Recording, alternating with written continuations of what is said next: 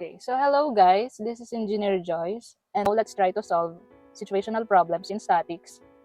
So here we have a problem. Three forces are acting upon a hook as shown. Okay, the first question is determine R, or the resultant.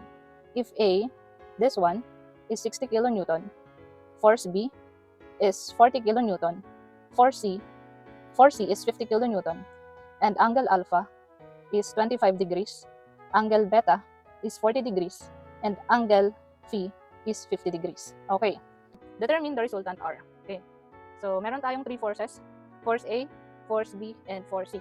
So lahat sila ay going away from the hook. Okay, so lahat ito ay mga tensile force. And sa real life, then natin itong masabi as wires or ropes na nakatali dito sa hook. Okay, so yung force A natin is 60 kilonewton, B is 40 kilonewton, C is 50 kilonewton, and angle alpha 25, angle beta 60, and angle phi is 50 degrees. Okay, determine the resultant R.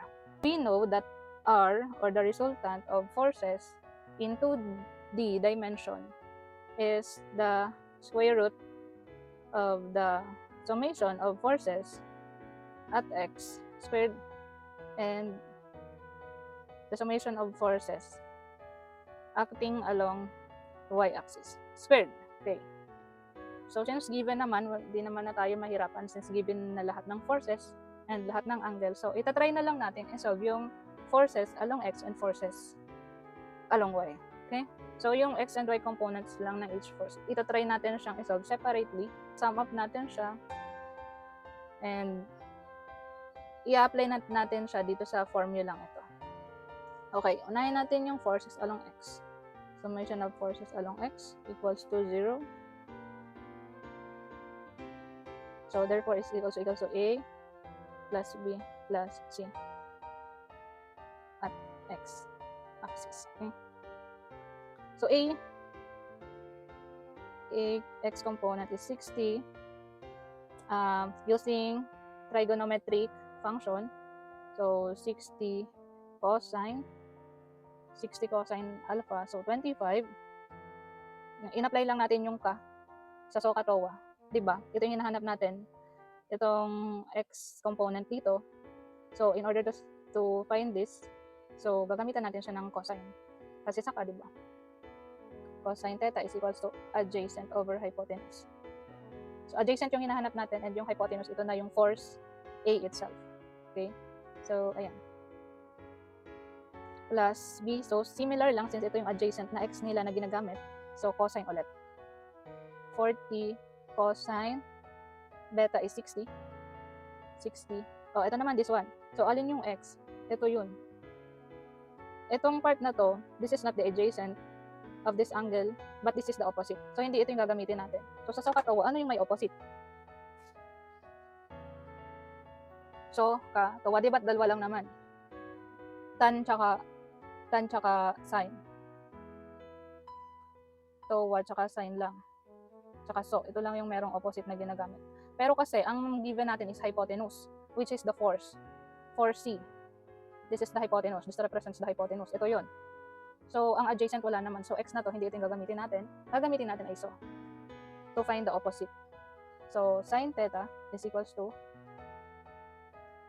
opposite over hypotenuse na C or 50. Okay, so plus 50, no, hindi pala siya plus.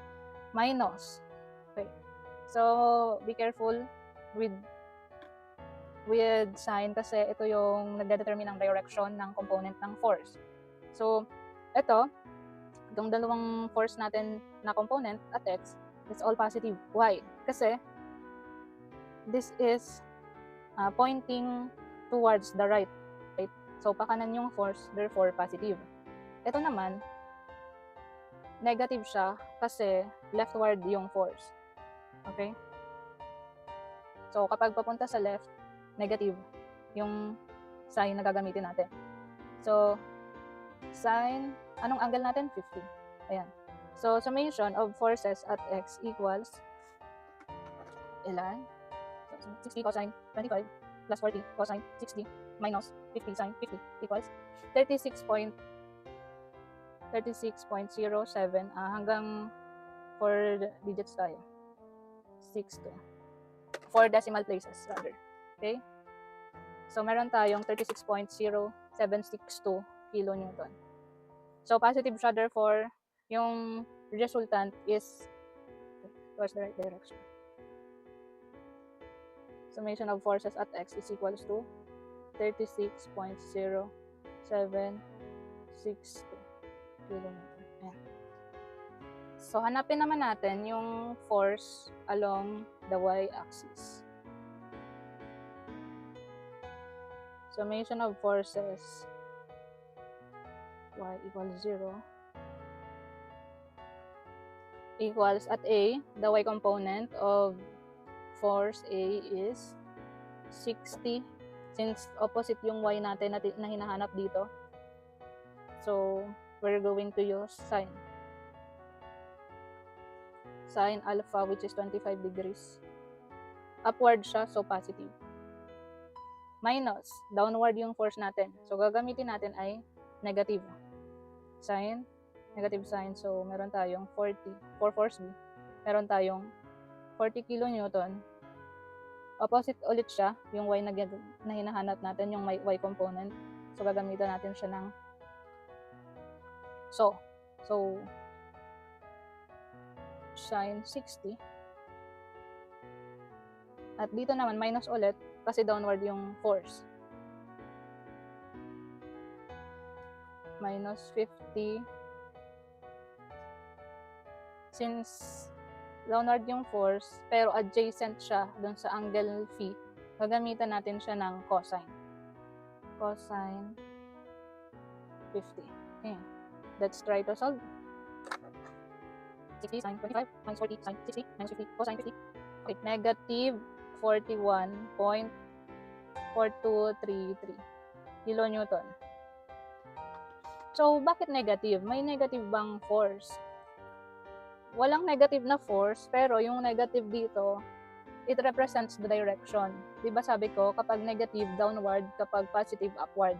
Since we are solving for the y component, at nakuha natin na sagot ay negative, therefore, yung force ay downward. So, kung mapapansin nyo, yung nakuha nating x dito is positive. So, ma-imagine natin yung resultant niya as going to the right, pero downward. So, paano yun? Kung ma-imagine natin, going to the right and downward.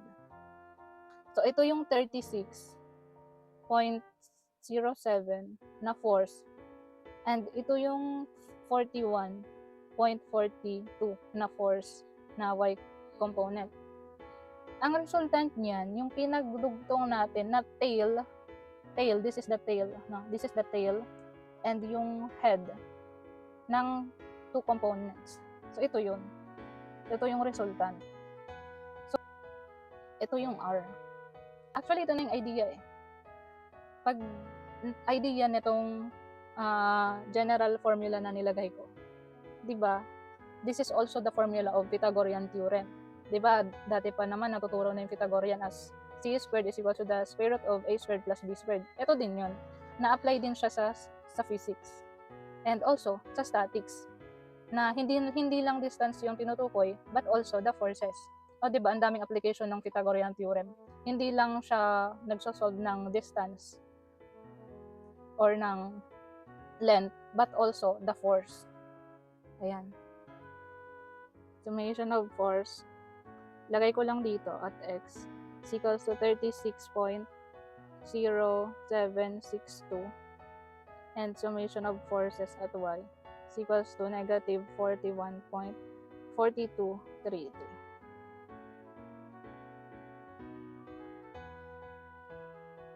So, solving for the resultant, we've got square root of summation of forces at x squared plus summation of forces at y squared. So, r is equals to the summation of, the square root of 36.0762 squared plus negative 41.42, d3 squared. Okay. So, let's try to solve. R is equals summation of 36.0762 plus, ay, ilagay pa natin ang negative. 6 naman siya. So, mali ang sagot ng value. 42, 3. So, ayan. Nakuha nating sagot ay 54.93 positive kilonewton. Okay.